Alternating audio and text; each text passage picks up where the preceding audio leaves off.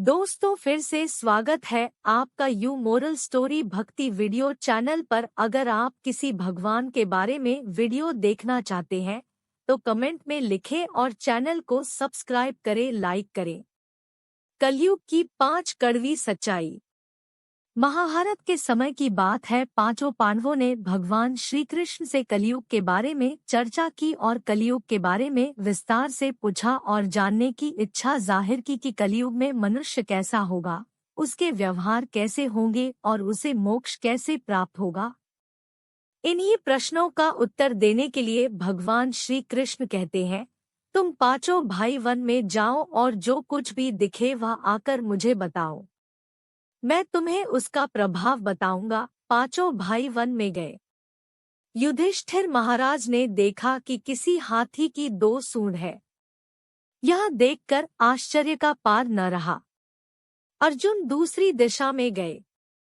वहां उन्होंने देखा कि कोई पक्षी है, उसके पंखों पर वेद की ऋचाएं लिखी हुई है, पर वह पक्षी मुर्दे का मांस खा रहा है। यह भी आश्चर्य है। भीम ने तीसरा आश्चर्य देखा कि गाय ने बछड़े को जन्म दिया है और बछड़े को इतना चाट रही है कि बछड़ा लहूलुहान हो जाता है। सहदेव ने चौथा आश्चर्य देखा कि 6-7 कुएं हैं और आसपास के कुओं में पानी है, किंतु बीच का कुआं खाली है। बीच का कुआं गहरा है, फिर भी पानी नहीं है। पांचवें भाई नकुल ने भी एक अद्भुत आश्चर्य देखा कि एक पहाड़ के ऊपर से एक बड़ी शिला लुढ़कती लुढ़कती आती और कितने ही वृक्षों से टकराई, पर उन वृक्षों के तने उसे रोक न सके। कितनी ही अन्य शिलाओं के साथ टकराई पर वह रुक न सकी। अंत में एक अत्यंत छोटे पौधे का स्पर्श होते ही वह स्थिर हो गई। पांचों भाइयों के आश्चर्यों का कोई पार नहीं। शाम को वे श्री कृष्ण के पास गए और अपने अलग अलग दृश्यों का वर्णन किया। युधिष्ठिर कहते हैं, मैंने 2 सूंड वाला हाथी देखा तो मेरे आश्चर्य का कोई पार न रहा। तब श्री कृष्ण कहते हैं, कलयुग में ऐसे लोगों का राज्य होगा जो दोनों ओर से शोषण करेंगे। चाहे कितने भी बड़े लोग होंगे, किंतु उनकी दृष्टि तो धन के ऊपर, मांस के ऊपर ही रहेगी। ऐसे लोगों की बहुतायत होगी जो परधन को हरने और छीनने को आतुर होंगे और कोई कोई विरला ही संत पुरुष होगा।